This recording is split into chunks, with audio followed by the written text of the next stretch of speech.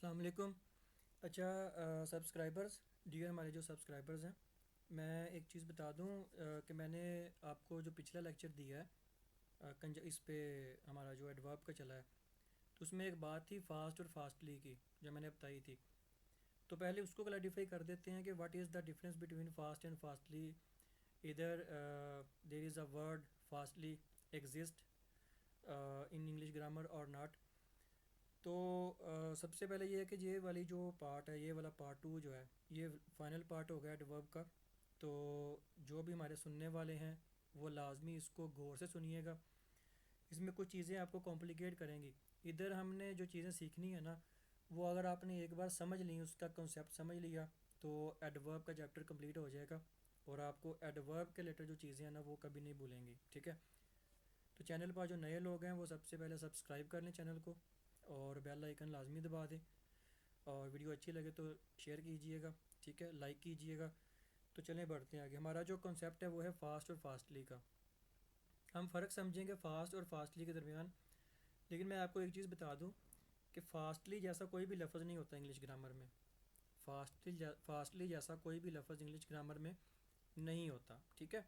अभी तो ये स्लाइड चल रही है ना, अदरवाइज़ ये मैंने जब इसको लिखा था तो उसने ऐसे नीचे ब्लू उसका रेड कलर के साथ जो ना वो हाईलाइट कर दिया था। और जो माइक्रोसॉफ्ट ऑफिस जानते हैं वो जानते होंगे कि जहाँ पे जो लफ्ज़ ग्रामर में नहीं होता या डिक्शनरी में नहीं होता ना, उसके नीचे ही, या उसको अगर गलत लिखा हो तो उसके नीचे ही रेड कलर की डॉट लाइंस आती हैं। ठीक है।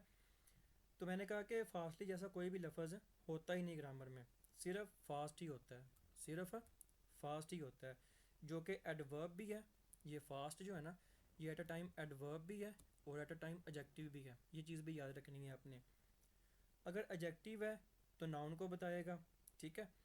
जैसे कि a fast ball, a fast train.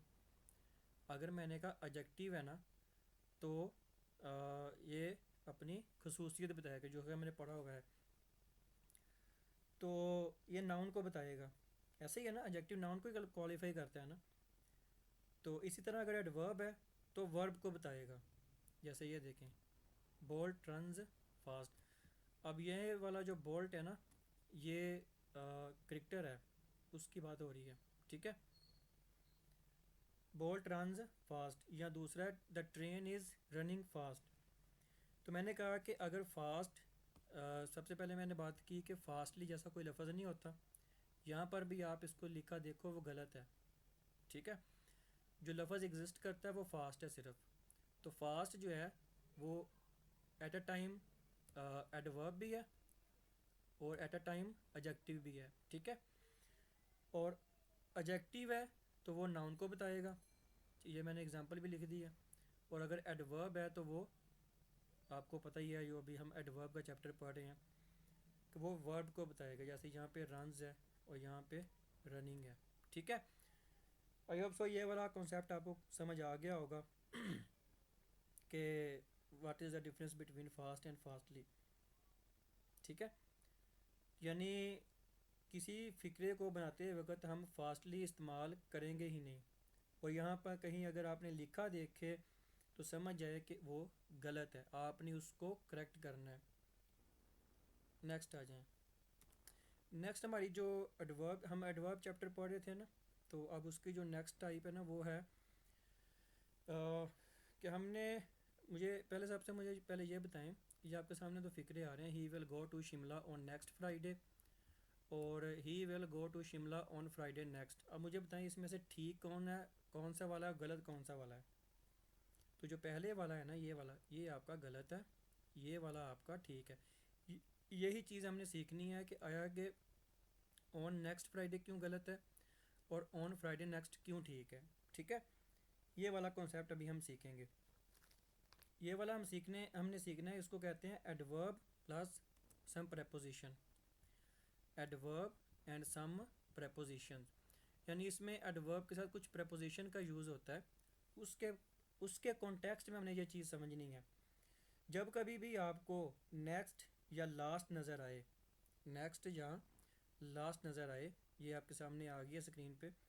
जब कभी भी आपको नेक्स्ट या लास्ट नज़र आए और उसके साथ किसी भी दिन का नाम आए, तो उससे पहले हम ऑन की प्रपोजिशन का यूज़ नहीं करेंगे। जैसे ये देखें, मैंने इसको साथ कांटा लगा दिया ऑन, और उसके साथ अगर नेक्स्ट या लास्ट आ गया और आगे किसी भी कोई भी दिन का नाम आ गया है, ठीक है, तो उधर हम ऑन नहीं लगाएंगे। हम ऑन कहाँ पे लगाएंगे? हम ऑन के बाद अगर कोई दिन आ गया है, उसके बाद नेक्स्ट या लास्ट आया है, वहाँ पे हम ऑन लगाएंगे। ठीक है, समझ आ रही मेरी बात? यानी मैंने कहा कि जब कभी भी आपको नेक्स्ट या लास्ट नज़र आए किसी फ़िक्रे में, और उसके साथ किसी भी दिन का नाम उसके बाद नज़र आए, नेक्स्ट या लास्ट के बाद नज़र आए, जैसे ये वाला है, ये देखें, ऑन नेक्स्ट फ्राइडे, और इधर है फ्राइडे नेक्स्ट, यानी पहले नेक्स्ट लास्ट आ रहा है फिर किसी दिन का नाम आ रहा है तो वो गलत हो जाएगा। लेकिन अगर पहले दिन का नाम आ रहा है फिर आगे नेक्स्ट या लास्ट आ रहा है, वो ठीक हो जाएगा, जैसे ये दूसरे वाला ठीक था। ठीक है, तो यही चीज़ मैं बता रहा था कि अगर कहीं पे आपको नेक्स्ट या लास्ट नज़र आए और उसके साथ किसी भी दिन का नाम आए, तो उससे पहले हम ऑन की प्रपोजिशन का यूज़ नहीं करेंगे। लेकिन अगर किसी दिन का नाम पहले आया है और नेक्स्ट और लास्ट बाद में आया है, तो फिर ऑन की प्रपोजिशन लगेगी, क्योंकि आप किसी भी दिन का नाम ऑन के बगैर नहीं लिख सकते। ऐसे ही होता है ना, he will visit you on Monday, he will go to Lahore on Monday, etcetera etcetera. ठीक है, तो यही चीज़ मैं आपको समझाना चाह रहा हूँ कि जब आप किसी दिन का नाम पहले लगा के आगे नेक्स्ट या लास्ट लगाएं, तो फिर आप उधर ऑन की प्रपोजिशन का यूज़ करेंगे। इसी तरह ये दूसरा कॉन्सेप्ट है, इन वहाँ पे लगता है, वहाँ पे नहीं लगेगा।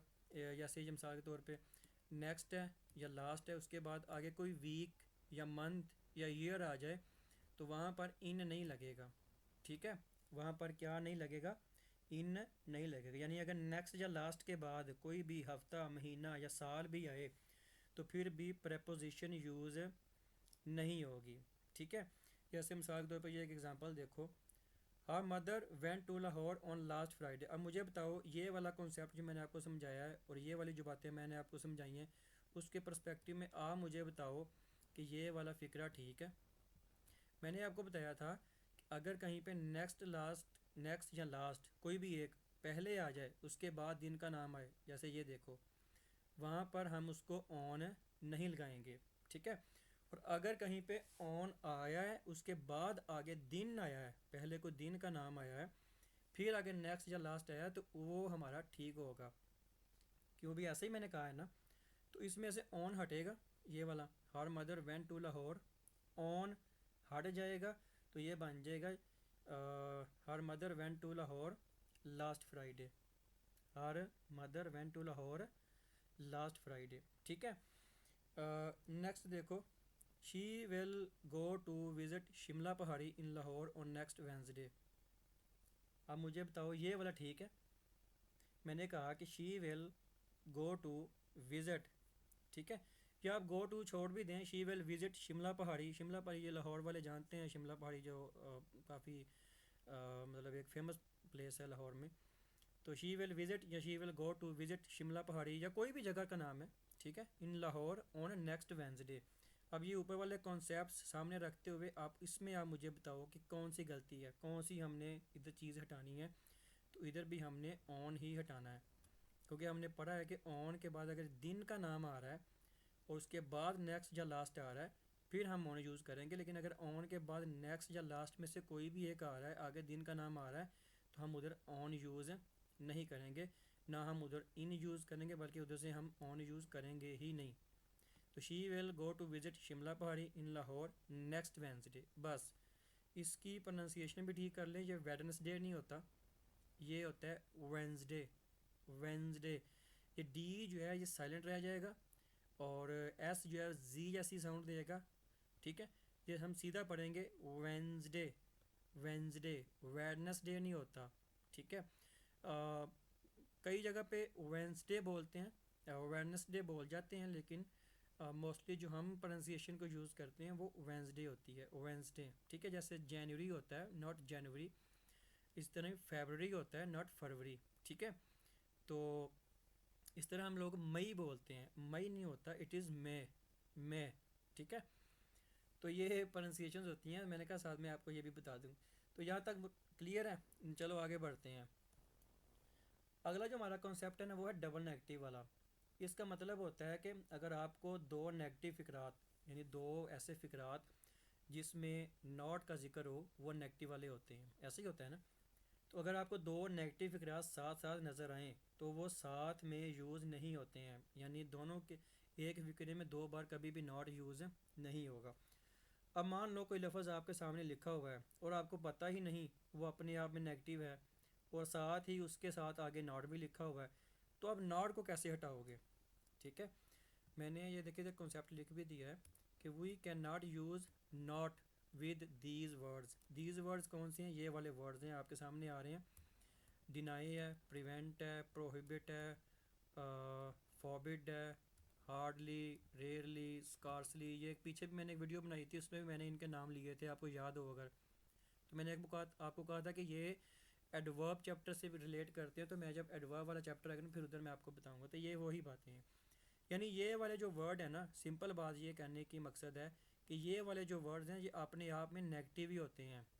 इनके साथ कभी भी आप नेगेटिव यानी नॉट का यूज़ नहीं करेंगे। अगर आपने कोई फ़िक्रा बनाना है, उधर ये वाला आया हुआ है, या आप इनमें से कोई भी एक लगा रहे हो, तो उसमें अब ये नहीं है कि आप ये भी लगा रहे हो साथ नॉट भी लगाओ। जो मैं समझाना चाह रहा हूँ वो जस्ट ये बात है, ठीक है। यानी इन वर्ड के साथ हम यूज़ नहीं करेंगे नॉट का, क्योंकि ये ऑलरेडी अपने आप में नेगेटिव है। यहाँ तक क्लियर है? क्योंकि ये फिर इस तरह डबल डबल नेगेटिव हो जाएगा ना। अब इसकी एग्जांपल्स देखें, जैसे मिसाल के तौर पे पहली है,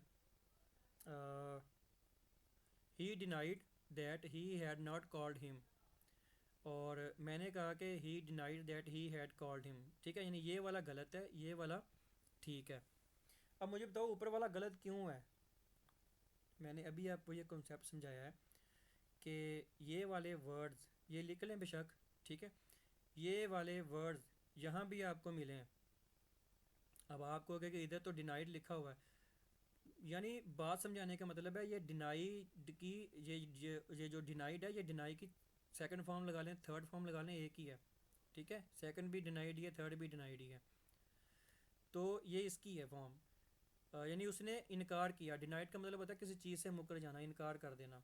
तो ना में बात आ गई, तो आगे उसने कहा कि he had not called him, तो आगे भी नॉट आ गया, तो ये गलत हो जाएगा, क्योंकि ये ऑलरेडी अपने आप में नेगेटिव का स्ट्रक्चर दे रहा है, नेगेटिव की सेंस दे रहा है, नेगेटिव का मीनिंग दे रहा है। तो फिर हम इसको ठीक करेंगे कि ही denied that he had called him, not ऐसे कि मतलब ही हैड भी लगाए और उसके बाद आगे नॉट भी लगाएं। ठीक है, तो इसी तरह ही नेक्स्ट देखें, my my father forbade me not to see Ali again. ये जो फॉरबिड है ना, ये फॉरबिड का मतलब होता है किसी चीज़ से मना करना, यानी कोई हुक्मिया बात हो और उसमें किसी चीज़ से मना किया गया हो। ठीक है, जैसे अक्सर आपने सुना होगा गॉड फॉरबिड, यानी अल्लाह माफ़ करे, ऐसे होता है ना। यानी हम उर्दू में बोलते हैं यार अल्लाह माफ़ करे, तो अल्लाह की पनाह भी अक्सर हम बोलते हैं, तो ये मोस्टली ऐसे गॉड फॉरबिड इस तरह हम बोलते हैं। तो फॉरबिड का मतलब होता है किसी चीज़ से मना करना, यानी हम उस सेंस में कह रहे होते हैं कि अल्लाह माफ़ करे, कि मतलब ये चीज़ जो हो रही है हमें अल्लाह इससे बचाए रखे।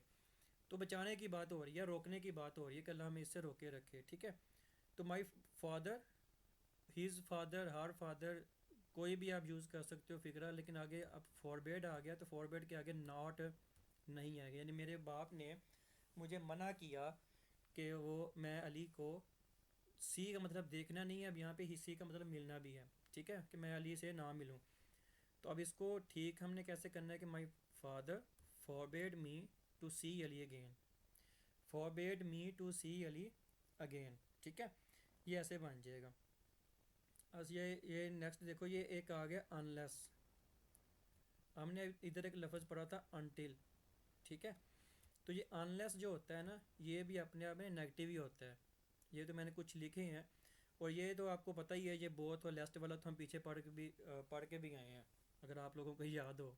ठीक है, ये बोथ वाला और लेस्ट वाला जो हमने कंजंक्शंस वाले चैप्टर पढ़ा था हमारा, जो उसमें हमने ये चीज़ें डिस्कस की थी, बोथ और लेस्ट। ठीक है, इनके साथ लेस्ट जो है अपने साथ हमेशा शुड का स्ट्रक्चर लेके आता है, याद हो अगर आपको। और मैंने कहा था कि बोथ यहाँ पे होगा, वहाँ पे कभी भी आगे ये वाली बात इस तरह नहीं होगी, और यहाँ पे लेस्ट होगा वहाँ पे। और हमने एग्जांपल्स भी की थी, अगर आपको याद हो सब। ठीक है, मैं ये रिमाइंड इसलिए करवा रहा था ताकि आप लोगों को कुछ पता चल जाए कि ये कुछ चीज़ें हमने पहले की हैं, ताकि आप लोगों को अगर उसके बारे में मज़ीद कुछ जाना तो आप उस मुतलका वीडियो में जाकर दोबारा से देख सको, ठीक है। तो अब इस अनलेस में क्या क्या इसमें गलती है? Unless you do not practice diligently you will never understand English grammar. English grammar क्या, कोई भी आप चीज़ जो है ना वो जब तक डिलीजेंटली का मतलब होता है जुनून से, जिसको हम इश्क भी कहते हैं, कि यानी जब तक आप किसी चीज़ के अंदर घुस नहीं जाओगे ना उस तक तब तक आप कोई भी चीज़ सीखोगे नहीं। तो अब यहाँ पे अनलेस ऑलरेडी नेगेटिव का स्ट्रक्चर दे रहा है, तो आगे डू नॉट आ गया, तो जब हम इधर से फिर क्या हटाएंगे? बोलो बोलो। ये डबल नेगेटिव है, तो अनलेस के आगे नॉट हटाएंगे, और जब ये हटेगा तो फिर ये डू भी हटेगा। जारी बात है। यू जो है ना, और क्यों हटेगा? क्योंकि जब नॉट हट जाएगा ना तो ये फ़िक्रा बन जाएगा पॉजिटिव, अफर्मेटिव जिसको हम कहते हैं। और हमेशा याद रखिएगा कि जो प्रेजेंट इंडेफिनिट का स्ट्रक्चर रहता है टेंसेस में, टेंसेस वाले जब आप चैप्टर में जाएंगे ना फिर चीज़ें सीखेंगे, मैं जस्ट वैसे ही बता रहा हूँ। तो जिसको थोड़ी बहुत भी टेंसेस की समझ है वो जानता होगा कि प्रेजेंट इंडेफिनिट में कभी भी जो पॉजिटिव सेंटेंसेस होते हैं जिनको हम अफॉर्मेटिव सेंटेंसेस भी कहते हैं, जिसमें कभी भी नेगेटिव वाला या सवालिया निशान वाला कोई भी बात ऐसी नहीं होती, उधर हम कभी भी डू डज का यूज़ नहीं करते एज एन हेल्पिंग वर्ब। ऐसा ही है ना, हम हेल्पिंग वर्ब कहाँ पे यूज़ करते हैं? जब कहीं पे नेगेटिव सेंटेंस हो या इंटेरोगेटिव हो या डबल वो नेगेटिव इंटेरोगेटिव दोनों हो, कहीं पे भी हो, वहाँ पे हम प्रेजेंट इंडेफिनिट में डू या डज का यूज़ करते हैं अपने सब्जेक्ट के अकॉर्डिंग। तो जब नॉट हटेगा तो फिर डू भी हटेगा। तो अनलेस यू प्रैक्टिस डिलीजेंटली आ जाएगा, फिर अनलेस यू प्रैक्टिस डिलीजेंटली आ जाएगा, ठीक है। बाकी सब कुछ वैसे ही है। तो आगे देखो, आगे है अनटिल वाली, ये वाला जो था until. Until she does not accept my apology I shall not leave. Until भी है, उसके बाद डज नॉट भी है, ठीक है। तो अब मुझे इसमें आ बताओगे क्या है? इसमें सबसे पहले देखो कि अनटिल ऑलरेडी नेगेटिव के सेंस दे रहा है, ठीक है। आगे आगे आपका डज नॉट क्योंकि शी सिंगुलर सब्जेक्ट है तो उसके अकॉर्डिंग है, लेकिन जब हमने इधर से नॉट हटाया तो डज भी हट गया, ऐसे ही है, ठीक है। अब जब ये डज भी हटा नॉट भी हटा, ये ऑलरेडी ये वाला जो है ना हमें मतलब सेंस दे रहा है नेगेटिव की, तो क्योंकि फ़िक्रा जो है वो है प्रेजेंट इंडेफिनिट का, प्रेजेंट इंडेफिनिट का जब है तो फिर हमें पता है कि शी सिंगुलर सब्जेक्ट है, और सिंगुलर सब्जेक्ट्स अपने साथ हमेशा वर्ब की फॉर्म के साथ एस या ई एस लेकर आते हैं। तो फिर हम इसको करेंगे अनटिल शी एक्सेप्ट्स, हम इसको करेंगे until she accepts my apology I shall not leave, ठीक है। यानी जब तक वो मेरी अपॉलोजी का मतलब होता है माफ़ी, ठीक है, मैंने माजरत की किसी चीज़ किसी बात पे, उसकी अपॉलोजी मेरी जो ना जब तक कबूल नहीं करती, एक्सेप्ट नहीं करती, मैं यहाँ से नहीं जाऊँगी, मैं लीव नहीं करूँगी, ठीक है।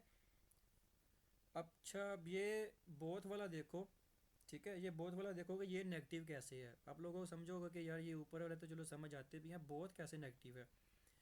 जैसे ये वाला एग्जांपल है, both of the girls have not brought the flowers. उसने कहा कि दोनों ही लड़कियां जो ना वो फूल नहीं लेकर आई, लेकिन अब बात हमने स्ट्रक्चर के अकॉर्डिंग करनी है, ठीक है। क्योंकि इसको देख के अब ये तो कहोगे कि बोथ एक नेगेटिव है तो इसके साथ नाट नहीं आता, लेकिन अगर मैं नाट हटा दूंगा तो जुमला गलत हो जाएगा। अब ये कॉन्सेप्ट ज़रा समझने वाला है, इसको ज़रा गौर से समझिएगा। आप कहते हो कि बोथ अगर नेगेटिव है तो इधर से नॉट हटेगा, मैं कहता हूँ कि अगर नॉट हटेगा तो फिर सेंटेंस गलत हो जाएगा, ठीक है।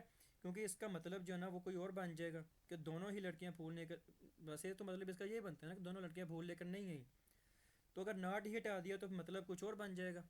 समझ आ रही मेरी बात?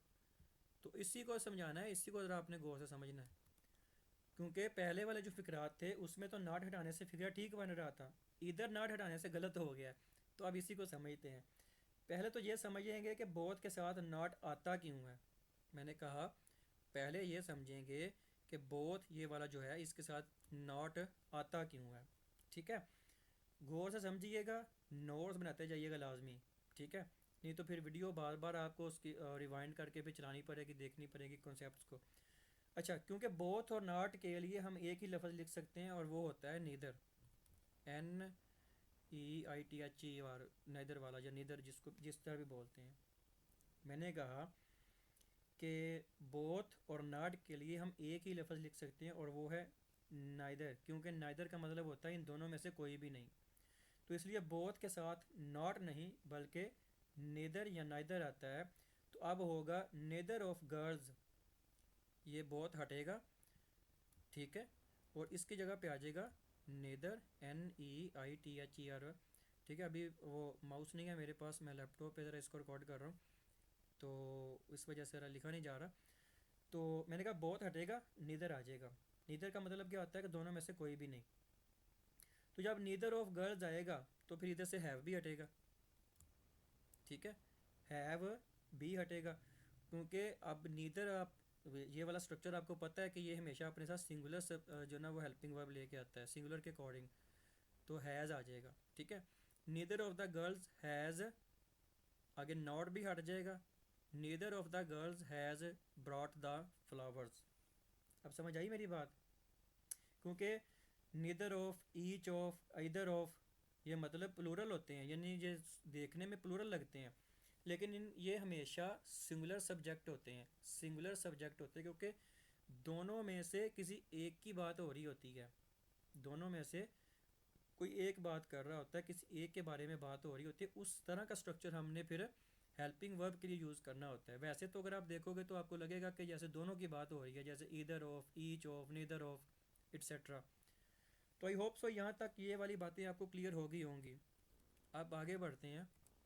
आगे है पोजीशंस ऑफ एडवर्ब, ठीक है। इसकी बहुत सी पोजीशंस होती हैं, मगर पहले जो इसका इन्वर्जन वाला टॉपिक है ना, आपको याद होगा मैंने कंजंक्शन वाले ही चैप्टर में एक बात की थी इन्वर्जन की। आई थिंक सेकंड लेक्चर था, उसके एंड में मैंने कुछ इस तरह से बात की थी। तो इन्वर्जन वाला टॉपिक जो होता है ना वो देखते हैं। आपके सामने कुछ अल्फाज हैं, ये देखें। Hardly, rarely, scarcely, always, seldom. Seldom और नेवर तो आपने पहले भी पढ़ा है, आपको याद है अगर, ठीक है। इस तरह certainly, occasionally, frequently, generally, often. कई लोग इसको ऑफ्टन भी बोलते हैं, कई लोग इसको ऑफन बोलते हैं, ठीक है। ये दोनों तरह से ही ठीक है। ये मैं इसलिए बता रहा होता हूँ कि बाज़ का ना कुछ लोग होते हैं जिनको जिन्होंने कहीं जगह से कुछ सुना होता है कि हमने तो ऐसे ही उधर से सुना था, तो मैं उस तरह से भी बता रहा होता हूँ। जैसे अगर आप देखो कि एक लफ्ज़ है सेंटर, CENTER, वो भी ठीक है, लेकिन एक लफ्ज़ होता है CENTRE, वो भी ठीक है। एक ब्रिटिश में चलता है, एक अमेरिकन में चलता है। तो इस तरह बाज़ का कुछ फ़िक्रे ब्रिटिश वाले कुछ बोल रहे होते हैं, जो अमेरिकन है उस सेक्शन में कुछ और बोला जाता है, ठीक है। तो ये इसलिए मैं बता रहा होता हूँ। तो मैंने कहा इसकी बहुत सी पोजीशंस होती हैं, मगर इसका जो इन्वर्जन वाला टॉपिक है ना वो देखते हैं। आपके सामने ये अल्फाज हैं, फिर इसको मिसालों के साथ, सबसे पहले इसको मिसालों के साथ समझते हैं। मैंने कहा कि all these words are use between helping verb. किस किस के साथ यूज़ होते हैं? या तो ये हेल्पिंग वर्ब के साथ यूज़ होते हैं। कौन?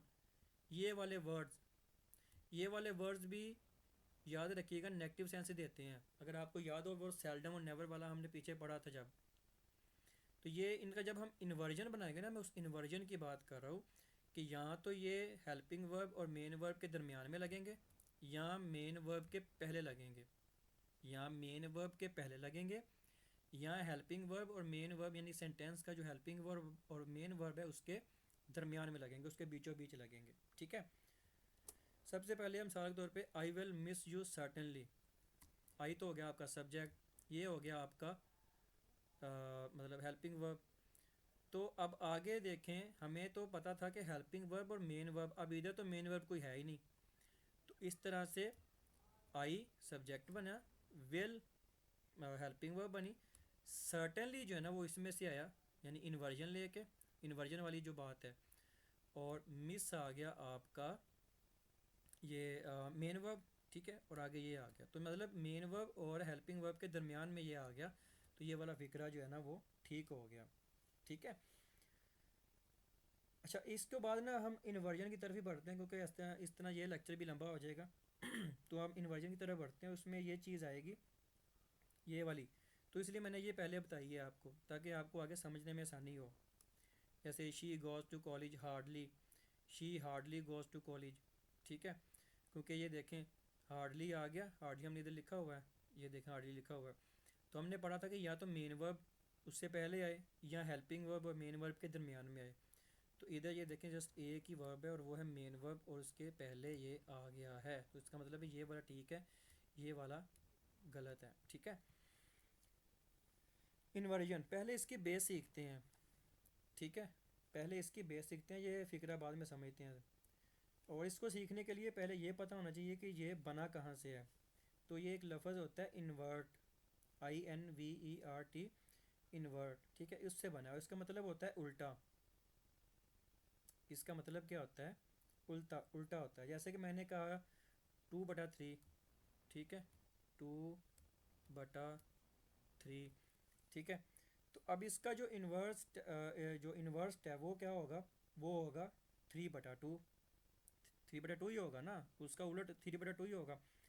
तो मैं अगर आपको एक सिंपल फिक्रा बल्कि मैं कह लूँ उसका स्ट्रक्चर समझाऊँ, तो पहले क्या आता है? पहले सब्जेक्ट आता है, फिर उसके बाद अगर हेल्पिंग वर्ब है तो वो, फिर मेन वर्ब। उसके बाद इन्वर्जन में क्या होता है कि इसमें उल्टा होता है।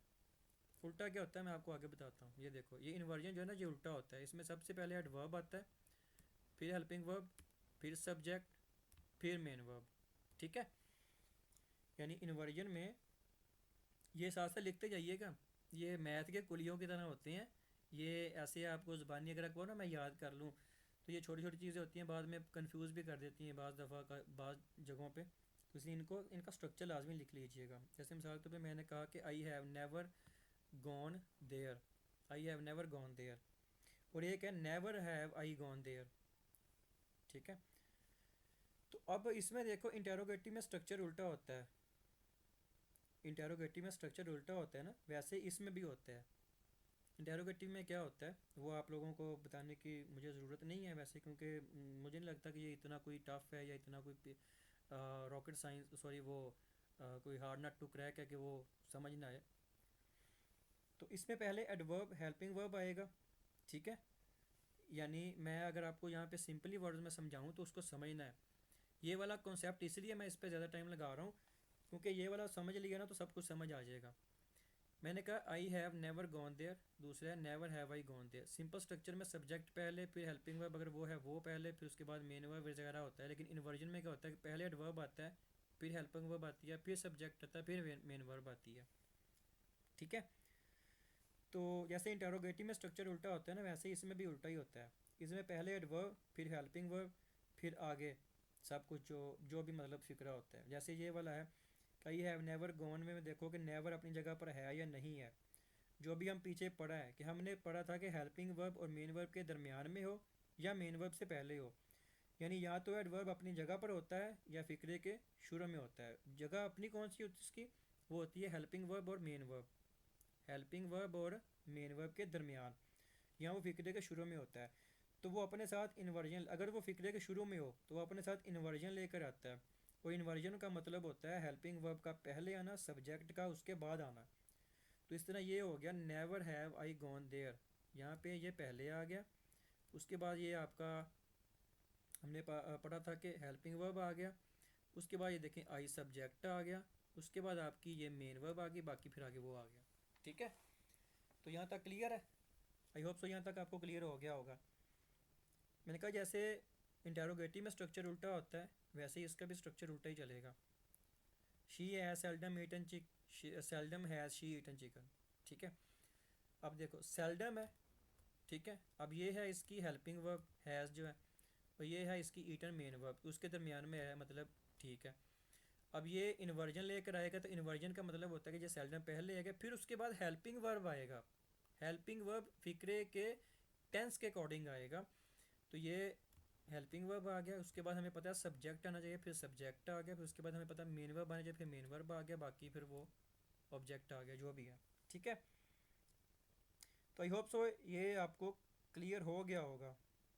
यहाँ तक जो है ना वो आपको क्लियर हो गया होगा, ठीक है। और अगर अब ये आपने समझ लिया ना, तो आपके जहन में दो सवाल चल रहे होंगे कि क्या अगर ये दोनों फ़िक्रे एक जैसे हैं, जैसे ये वाले हैं आई हैव नेवर वाला या ये वाला कोई भी आप लगा लें, कि अगर ये दोनों फ़िक्रे एक जैसे हैं तो फिर इन्वर्जन की ज़रूरत क्यों? इन्वर्जन इसलिए, मैं आपको बता दूं, इन्वर्जन इसलिए बनाया जाता है जब हमें किसी बात पर ज़ोर देना होता है ना, इम्फसाइज़ करना होता है, तब हम इन्वर्जन यूज़ करते हैं। और दूसरा सवाल ये आपके जहन में आएगा कि क्या हर एक एडवर्ब को हम फ़िक्रे के शुरू में रख देंगे? ठीक है, अब ये भी तो पहचानना है ना कि क्या हम हर एडवर्ब को फ़िक्रे के शुरू में रख देंगे? नहीं। बल्कि कुछ मुंतखब अल्फाज ही होते हैं जिनको हम इन्वर्जन बना सकते हैं, जिनके साथ इन्वर्जन बनता है। ठीक है, तो अभी आप ये सीख रहे हैं कि इन्वर्जन होता क्या है। यानी या तो एडवर्ब अपनी पोजीशन पर होगा या फ़िक्रे के शुरू में। ये कुछ फ़िक्रे आपके सामने आए भी हैं, कुछ पीछे भी हमने पढ़े हैं, इधर से आपको इतना तो समझ आ गया होगा। ठीक है, शुरू में होगा तो इन्वर्जन लेकर आएगा, और इन्वर्जन का मतलब है हेल्पिंग वर्ब का पहले आना, उसके बाद सब्जेक्ट, फिर उसके बाद मेन वर्ब, फिर उसके बाद बाकी। ठीक है, और ये यूज़ होता है किसी चीज़ पर एम्फसाइज करने के लिए। पहले इसके कुछ और पॉइंट सीखते हैं, फिर ये जानेंगे कि किस किस चीज़ से ये बनता है। ऐसे ही हर किसी को तो शुरू में थोड़ी हम लेकर आएंगे। तो पहले ये देखो, जैसे ये वाला, she has seldom eaten chicken. ठीक है, ये फिक्रा सही है, बिल्कुल सही है आप कहोगे, क्योंकि हैज़ एक हेल्पिंग वर्ब है, ईटन मेन वर्ब है। तो हेल्पिंग वर्ब और मेन वर्ब के दरमियान सेल्डम आ गया, तो सेल्डम ऑलरेडी मतलब एडवर्ब है, तो ये अपनी जगह पे ठीक है। ठीक है, आगे एक है she hardly goes to college. She hardly goes to college. अब इसमें शी का सब्जेक्ट है, शी सब्जेक्ट ही है ना, और गोज़ मेन वर्ब है। हार्डली जो है वो, अब खुद देखें, अब आपने खुद मुझे बताना है कि हार्डली जो है वो मेन वर्ब से पहले अपनी पोजीशन पर है, ये कहाँ पे है। अब आप कहोगे कि सर ये शी तो सब्जेक्ट आ गया, गोज़ आपकी मेन वर्ब आ गई, हेल्पिंग वर्ब तो इधर है ही कोई नहीं। ऐसे ही है ना। तो हार्डली का हमने जो पढ़े थे, वो ये पढ़े थे कि ये या तो हेल्पिंग वर्ब और मेन वर्ब के दरमियान में आएंगे या शुरू में आएंगे। ऐसे ही पढ़ा था ना। मगर इधर तो हेल्पिंग वर्ब तो है ही नहीं, क्योंकि इधर तो सिर्फ मेन वर्ब है। तो अगर फ़िक्रे में मेन वर्ब लिखी हुई है तो आपको पता नहीं है कि मेन वर्ब से हेल्पिंग वर्ब कैसे निकाली जाती है। वो होती है कि वे जो V1 होती है ना, V1 यानी पहली जो वर्ब होती है, उसकी जो हेल्पिंग वर्ब होती है ना वो डू होती है। आपको पता है वो प्लूरल होती है क्योंकि। ठीक है, और अगर सिंगुलर है तो फिर वी के साथ जो ना वो एस या ई एस का स्ट्रक्चर चलता है, डज। समझ आ गई मेरी बात। और अगर V2 की हेल्पिंग वर्ब है तो फिर डिड होता है, क्योंकि वो पास्ट आपको पता होती है। तो इधर गोज एक एस या ई एस वाली जो ना वो हेल्पिंग वर्ब है, तो डज नहीं आएगी। फिर सब्जेक्ट चाहिए होगा हमें, और वो शी है। अब बात को गौर से समझिएगा, यहाँ पर ही कन्फ्यूजन है और यहाँ पर ही समझने वाली है। मैंने कहा कि आपको ये टेंसेस का चैप्टर वैसे मुझे शायद पहले पढ़ाना चाहिए था, क्योंकि ये टेंसेस में मोस्टली चीज़ें होती हैं। लेकिन जस्ट मैं इधर स्ट्रक्चर बता रहा हूँ, ताकि एक तो इधर चले आपकी एक रिवीजन हो जाएगी, वो पता चल जाएगा जब हम टेंसेस वाले चैप्टर में जाएंगे ना, तो फिर आपको ज़रा उधर समझने में आसानी हो जाएगी। तो बहरहाल पहले टेंसेस हमने किए होते हैं ना, तो फिर ज़रा इधर आपको समझने में आसानी हो जाती। बहरहाल कोई नहीं, इंशाल्लाह वो एक सीक्वेंस में चल रहे हैं, वो उसको हम करेंगे। तो मैंने कहा कि V1 जो होती है ना वो हेल्पिंग वर्ब होती है, मतलब प्लूरल की होती है, पढ़ा था ऐसे ही मैंने बताया था। तो वो अपने साथ डू लेके आएगी अपने सब्जेक्ट के अकॉर्डिंग, और अगर एस या ई एस वाली बात है फिर उसके अकॉर्डिंग वो डज बन जाएगी। ठीक है, यानी सिंपल प्रेजेंट में। और पास्ट की बात करोगे तो फिर उधर हेल्पिंग वर्ब क्या बनेगी, डिड बनेगी। तो इधर गोज है, तो गोज के साथ तो एस या ई एस वाली हेल्पिंग वर्ब लगी हुई है, तो डज नहीं आएगा। ठीक है, फिर सब्जेक्ट चाहिए होगा, वो शी है। फिर मेन वर्ब की ज़रूरत होगी, तो यहाँ तो आपको पता ही है। ठीक है, कि डज भी आ गया, तो जब डू या डज आता है तो V1 आती है, V1 आती है, तो ये बन गया, क्या बना, hardly does she go to college. पहले आ गया हार्डली। अब इसको सिंपल लफ्ज़ में आपको अब समझाता हूँ, she hardly goes to college. ठीक है, हार्डली पहले आ गया, उसके बाद ये आपका आ गया ये हेल्पिंग वर्ब, फिर आ गया आपका सब्जेक्ट, फिर आ गया आपका मेन वर्ब, बाकी बाकी वही बात। ठीक है, तो इसी तरह ही आपके सामने एक और भी एग्जांपल है, they rarely talk to each other. इसमें भी वही बात है। ठीक है, कि जैसे इसमें आपने पहचाना कि इधर तो फिक्रे में है ही नहीं, तो जिसमें नहीं है उसमें आपने कैसे बनाना है वो मैंने आपको इस वाली से एग्जांपल से समझा दिया। Hardly does she go to college, hardly does she go to college, क्योंकि शी सिंगुलर सब्जेक्ट है, उसके अकॉर्डिंग डज पहले आ गया। तो इसी तरह दे रेयरली है, दे प्लूरल है, तो उसमें डू आ गया, बाकी वही आ गया। रेयरली स्टार्टिंग में आ गया, उसके बाद हेल्पिंग वर्ब डू आ गया, फिर आ गया आपका सब्जेक्ट, सब्जेक्ट दे था, दे आ गया, फिर उसके बाद टॉक, और फिर बाकी वही सारी बात। तो ये आपका चैप्टर है एडवर्ब का, जो आज कंप्लीट हुआ। आई होप सो ये वाला सारा कॉन्सेप्ट आपको समझ आ गया होगा। देखें, मैं एक चीज़ पहले भी बताता हूँ, अभी भी बता रहा हूँ, यहाँ पे समझ नहीं आएगी आप लोग कमेंट कर सकते हो कि सर आपकी ये वाली बात हमें इधर से समझ नहीं आई, या तो उसके ऊपर एक अलग से वीडियो बना दें या हमें समझा दें। स्क्रीन पे नंबर आते हैं, उधर कांटेक्ट कर लें। मिलते हैं इंशाल्लाह नेक्स्ट वीडियो के साथ, तब तक के लिए खुदा हाफिज़।